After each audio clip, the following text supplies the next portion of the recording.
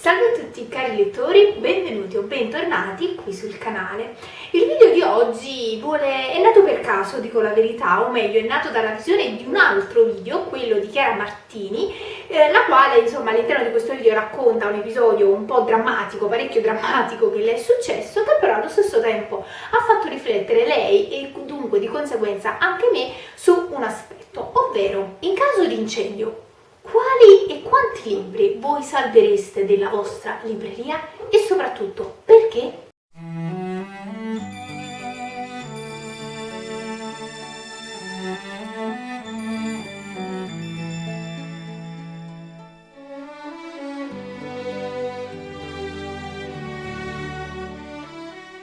Oggi siamo qui in qualche modo per rispondere a questa domanda e vi parlerò di 10 libri che io vorrei salvare in caso di incendio. Da premettere che personalmente tengo tantissimo ai miei libri, già stiamo facendo dei lavori, li ho dovuti personalmente impacchettare, io dovevo sapere esattamente quale libro era e in quale scatolo. In caso di trasloco ovviamente dovrò traslocare personalmente tutti i miei libri, però ecco, il video di Chiara ha fatto riflettere, come vi dicevo nell'introduzione, sia lei sia me su questa domanda: ma qualora la mia casa andasse a fuoco, ecco, speriamo ovviamente di no, ma qualora accadesse, nel momento in cui io mi ritrovo a dover scegliere cosa salvare, quali libri salvare, quali sceglierei, perché, per quali motivi, immaginiamoci poi se hai poco tempo, ecco, e quindi all'interno dei 500 e passa libri che ne ho selezionati 10 che in qualche modo, ecco, dovrebbero rappresentare la mia scelta. Chiaramente se fosse per me li salverei tutti, dal primo all'ultimo, però è chiaro che quando magari ci troviamo in situazioni di difficoltà dobbiamo fare delle scelte e anche in modo molto veloce e molto rapido. A questi 10 libri chiaramente dovete aggiungere Il Conte di Montecristo, Guerra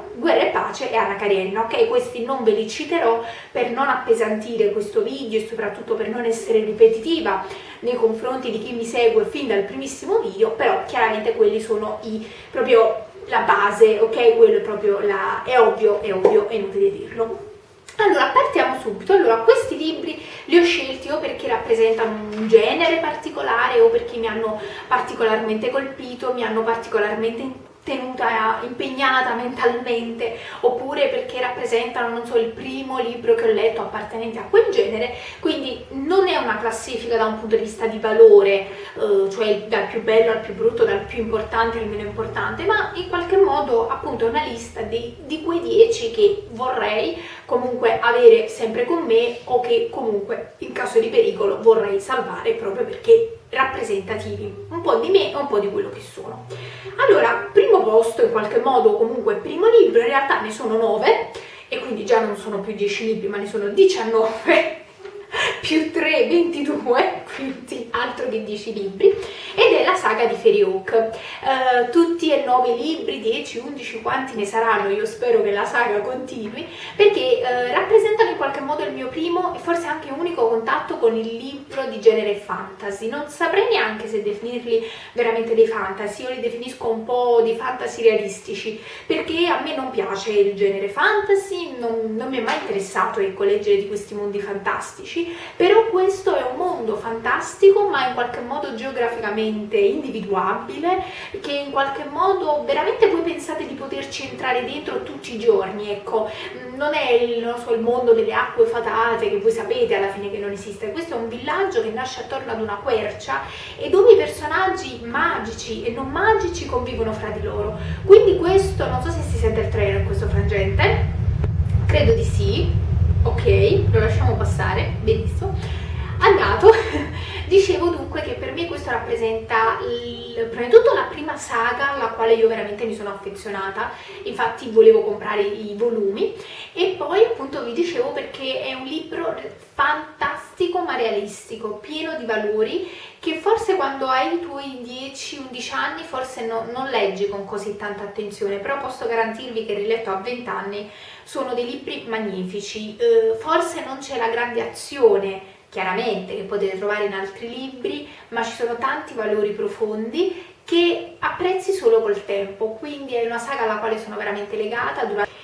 Il secondo libro invece è un thriller, in questo caso lo scelgo perché è il primo thriller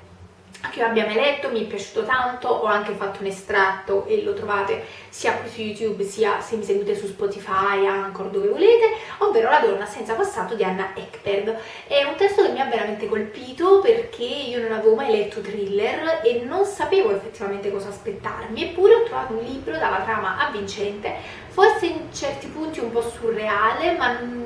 da un lato non mi stupisco neanche perché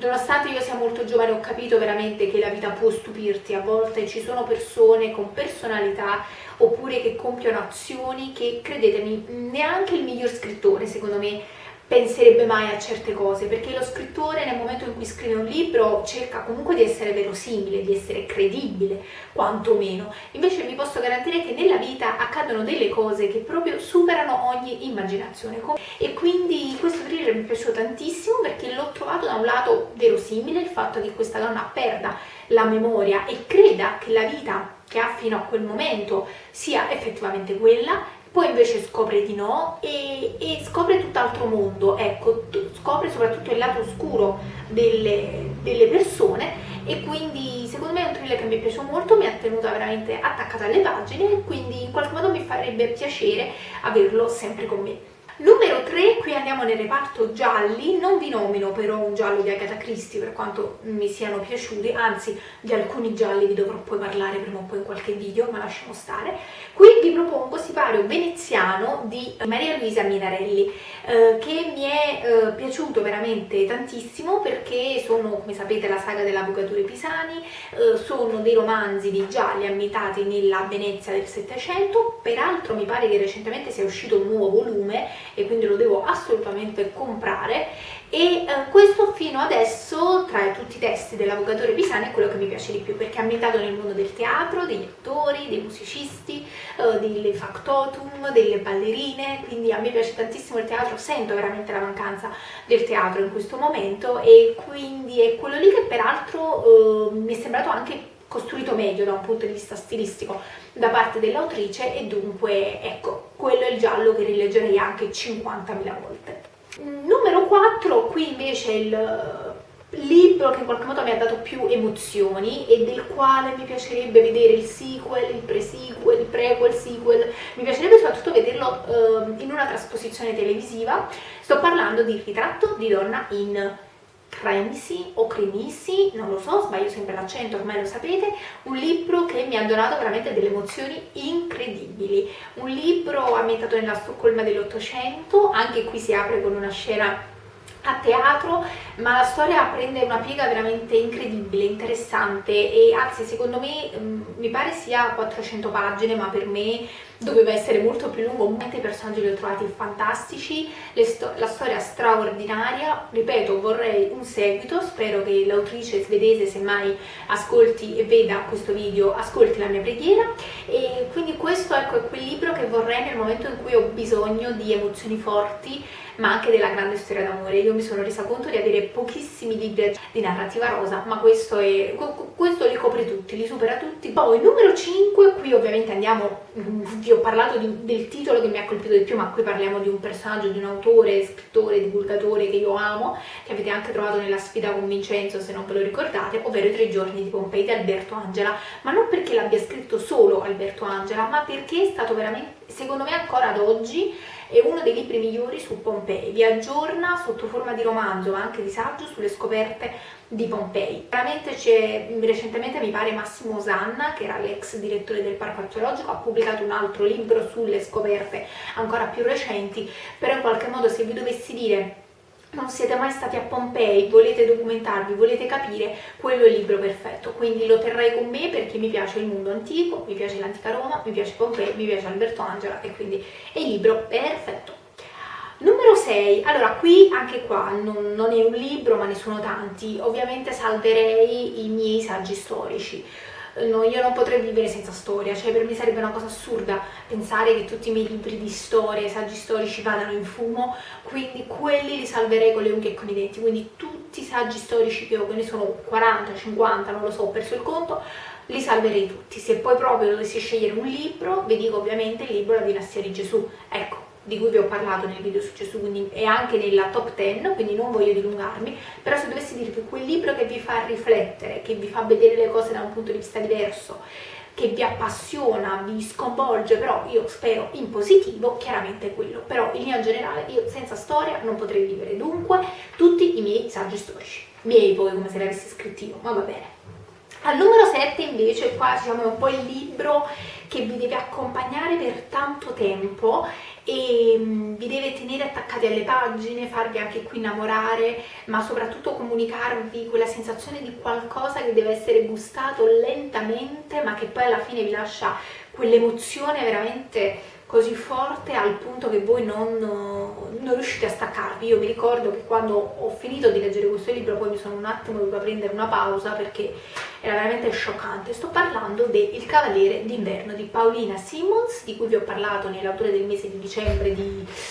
dell'anno scorso, insomma, o di 2 anni fa, no, di 2 anni fa. E questo è uno di quei libri mattonazzo, veramente mattonazzo. Come vi avevo detto in quella recensione, tantissime pagine io le toglierei, non perché siano brutte ma perché sono ripetitive, ma al di là di questo è comunque un libro che ti lascia delle emozioni incredibili, cioè non riesci a staccarti, non riesci a chiuderlo, anche se ci sono delle parti che ti annoiano, tu le continui a leggere. E mi ha affascinato molto come storia, l'ho trovata molto forte, molto d'impatto. Ecco, anche lì ovviamente ci sono dei libri, il seguito, però che non a tutti sia piaciuto e quindi sono un po' scettica nel comprarlo, però il primo volume io lo consiglio comunque ad occhi chiusi. Numero 8, questo qui invece è un romanzo, anche di questo trovate la recensione, ovvero Artemisia e gli occhi del diavolo. Questo l'ho scelto perché mi dico, nel momento in cui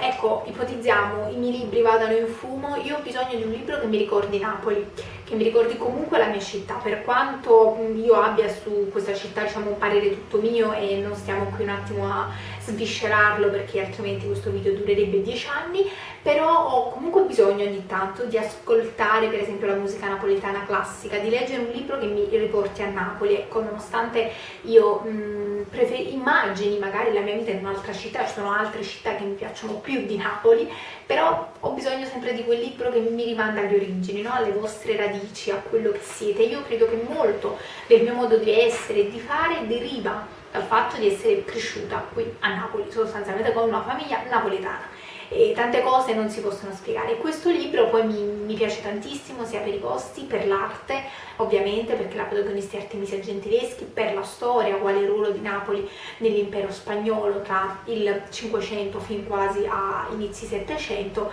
quindi oltre al di là del fatto che è un libro che io ho amato, ma ripeto lo sceglierei perché ci sono tante parti in napoletano e secondo me a volte c'è bisogno di leggere qualcosa che ci riporta alle origini, alla nostra città, a quello che siamo. Poi numero 9, un altro libro che salverei, considerate che qui ovviamente c'erano tanti libri che io ho tolto, vabbè, perché altrimenti non ce ne ho più. Al nono posto io metterei Alla corte di Borgia, letto recentemente come autore del mese di, non mi ricordo, aprile, no, sì, credo aprile, per parlare di Lucrezia Borgia e Liliana Segre, quindi vi lascio il video.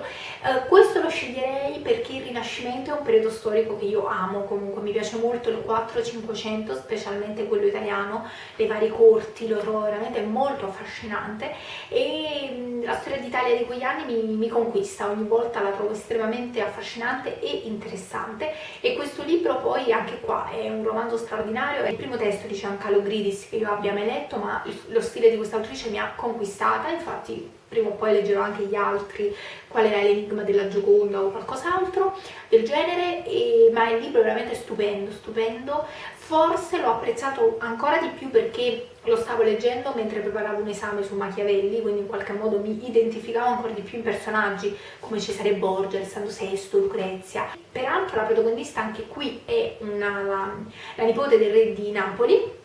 e aragonese anche lei, e quindi anche qui insomma è un ritorno alle origini, soprattutto perché a volte il ruolo di Napoli nella storia non è molto noto, e quindi secondo me invece leggere alcuni libri come questo mi fanno rendere conto quanto il regno di Napoli fosse importante anche nel 400. Noi ricordiamo sempre solo Lorenzo il Magnifico, ma in realtà il regno di Napoli non scherzava. E infine, ultimo libro, questo lo scelgo perché è la storia d'amore che la leggi 40.000 volte e la vorresti sempre rileggere, che in qualche modo veramente mi ha cambiata come persona, mettiamola così, ovvero La signora delle camelie di Alexandre Dumas figlio. Chiaramente se c'è il padre non può non esserci il figlio, però questo romanzo perché mi ha colpito? Mi ha colpito perché quando lo lessi avevo visto la serie televisiva Violetta, che magari vi lascio giù in info box,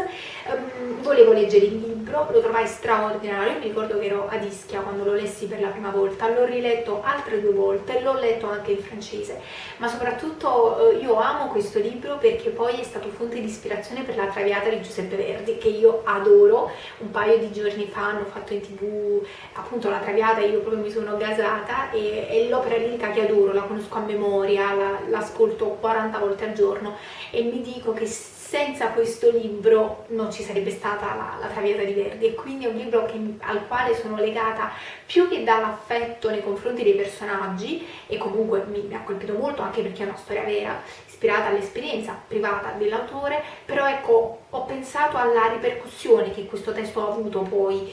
nella nostra società e nella cultura italiana, e